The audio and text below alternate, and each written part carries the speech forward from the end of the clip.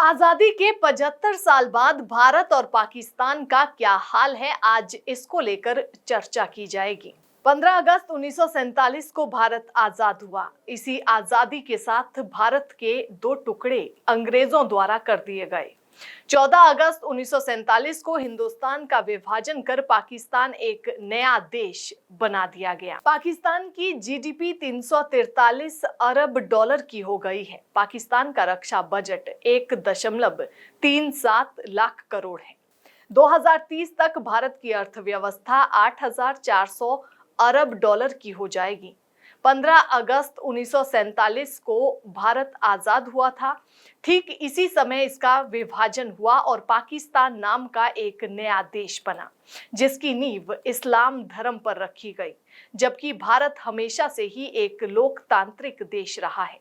दोनों देशों की आजादी के 75 साल पूरे होने वाले हैं।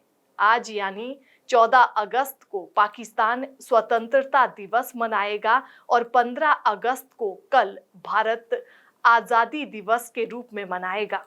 इन 75 सालों में पाकिस्तान कहां पर खड़ा है और भारत की वर्तमान में क्या स्थिति है, ये जानना बेहद जरूरी है, क्योंकि हिंदुस्तान का ही एक अभिन्न अंग टूटकर पाकिस्तान बना था। पाकिस्तान में रहने वाले लोग भारतीय ही थे।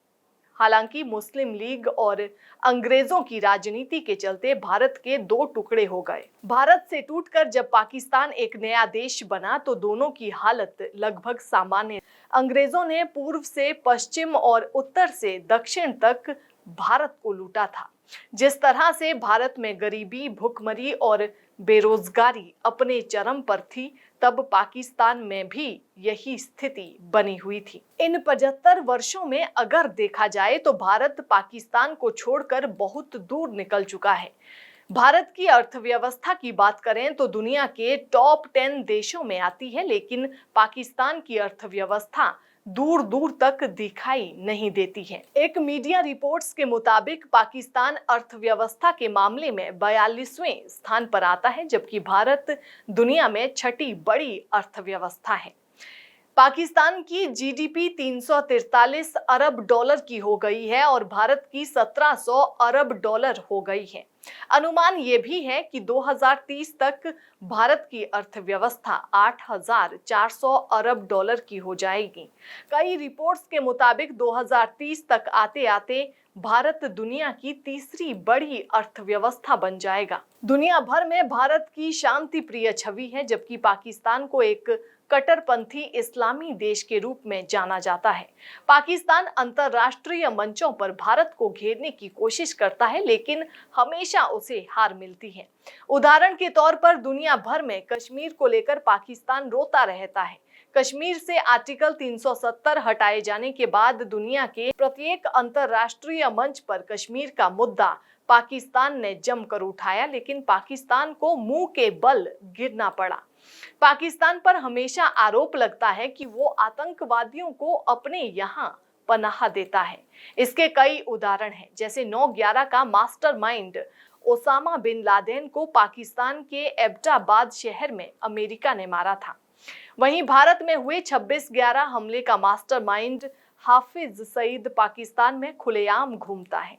इन्हीं कारणों से पाकिस्तान FATF की ग्रे सूची में शामिल है, जबकि भारत दुनिया भर में आतंक के खिलाफ आवाज उठाता है और ऐसे आतंकियों के खिलाफ कार्रवाई करने के लिए हमेशा मांग करता रहता है। भारत सैन्य ताकत के मामले में दुनिया में चौथे स्थान पर, जबकि पाकिस्तान 10वें नंबर पर आता है। भारत का रक्षा बजट 5.25 लाख करोड़ रुपए है और पाकिस्तान का 1.37 लाख करोड़ रुपए है। ये रक्षा बजट कई गुना अधिक है। भारत और पाकिस्तान के सैनिकों की अगर तुलना करें तो भारत के पास 42,07,250 मिलिट्री पर्सनल है, जबकि पाकिस्तान के पास 28,44,750 मिलिट्री रिजर्व्ड है। वहीं सैन्य हथियारों के मामले में भी भारत पाकिस्तान से कई गुना आगे है।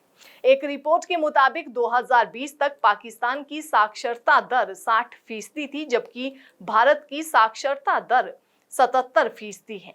वहीं पाकिस्तान में अभी 70 लाख बच्चे प्राथमिक शिक्षा से वंचित हैं। कई जगहों पर आज विद्यालय की नींव ही नहीं पड़ी है। पाकिस्तान में अल्पसंख्यकों की बुरी हालत हो गई है। जब पाकिस्तान बना था तो उस समय पाकिस्तान में हिंदुओं की आबादी 13% थी, लेकिन आज 2% रह गई है। वहीं भारत की बात करें तो यहाँ 18% से अधिक अल्पसंख्यक समुदाय हैं।